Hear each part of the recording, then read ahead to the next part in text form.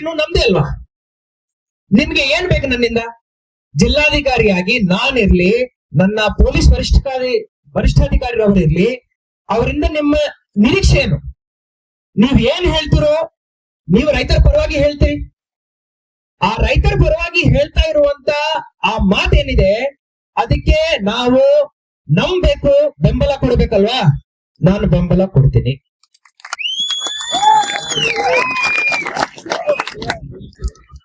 ಕಾರ್ಖಾನೆ ಒಳಗಡೆ ಗುರುಜಿರವರು ಹೇಳಿದ್ದಾರೆ, ಕಾರ್ಖಾನೆ ಒಳಗಡೆ ಗುರುಜಿರವರು ನನಗೆ ಹಿಂದಿನ ಮೀಟಿಂಗ್ ಅಲ್ಲಿ ಹೇಳಿದ್ದಾರೆ, ಚುನ್ನಪ್ಪರವರು ವೇದಿಕೆ ಮೇಲೆ ಪ್ರಸ್ತಾಪ ಮಾಡಿದ್ದಾರೆ, ರಿಕವರಿನಲ್ಲಿ ಭಯಂಕರ ಮೋಸ ಆಗುತ್ತೆ ಅಂತ ಹೇಳಿದ್ರು. ನೀವು ಹೆಂಗ್ ಹೇಳ್ತಿರೋ ಅದರ ಪರಿಹಾರ ಹಂಗ್ ಕೊಡ್ತೀವಿ. ನೀವು ನಮ್ಮ ಅಧಿಕಾರಿ ಅವರು ಪ್ರತಿ ಟ್ರಕ್ ರಿಕವರಿ ಮಾಡೋ ಟೈಮ್ ಅಲ್ಲಿ ನನ್ನ ಅಧಿಕಾರಿ ಅಲ್ಲಿ ಇರ್ಬೇಕಾ, CCTV ಹಾಕ್ಬೇಕಾ, ಆ ಮಾಹಿತಿ ನಿಮ್ಗೆ ಕೊಡ್ಬೇಕಾ? ನೀವು ಹೆಂಗ್ ಹೇಳ್ತಿರೋ ಹಂಗ್ ಮಾಡಿ. ನಿಮ್ಮ ಚುನ್ನಪ್ಪರವರು ರೈತ ಮುಖಂಡರಲ್ಲ, ಅವರು ಕಂಪ್ಯೂಟರ್ ಸಾಫ್ಟ್ವೇರ್ ಇಂಜಿನಿಯರ್. ಹಿಂದಿನ ಮೀಟಿಂಗ್ ಅಲ್ಲಿ ಇದು ಏನು ನಾನು ಏನೋ ಒಂದು ವಿಚಾರ ಹೇಳಿ ಹೋಗೋದಲ್ಲ, ಇದು ಚರ್ಚೆ. ನಾನು ನಿಮ್ಮ ಪರವಾಗಿರುವಂತ ಮುಖಂಡರೆಲ್ಲರೂ ಬಹಿರಂಗವಾಗಿ ಚರ್ಚೆ ಮಾಡ್ತಾ ಇದ್ವಿ. ಇದರಲ್ಲಿ ಏನು ಗೋಪ್ಯ ಇಲ್ಲ.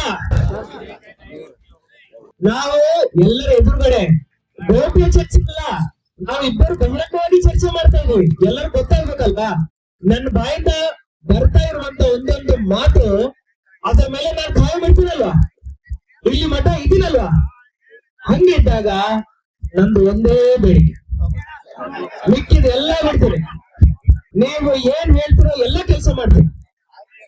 ನಮ್ಮ ರೈತ ಬಾಂಧವರು ಬೀದಿ ಮೇಲೆ ಬಾರದು ಅಷ್ಟೇ. ನೀವು ಬೇಕಂದ್ರೆ ಕೇಳಿ ಕೇಳಿ ಕೇಳಿ ಮಾತಾಡುವ ಕೇಳಿ, ವಿಷಯ ಕೇಳ್ಕೊಡ್ರಿ. ಒಂದು ಒಳ್ಳೆ ಮಾತು ಹೇಳ್ತೀನಿ, ವಿಷಯ ಕೇಳ್ರಿ. ಗುರುಜಿ ಬೇಕಂದ್ರೆ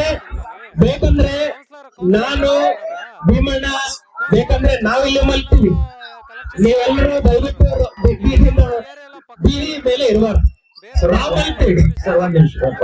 ನಿಮ್ಗೆ ಏನ್ ಬೇಕು ಎಲ್ಲ ಕೆಲಸ ಮಾಡಿ.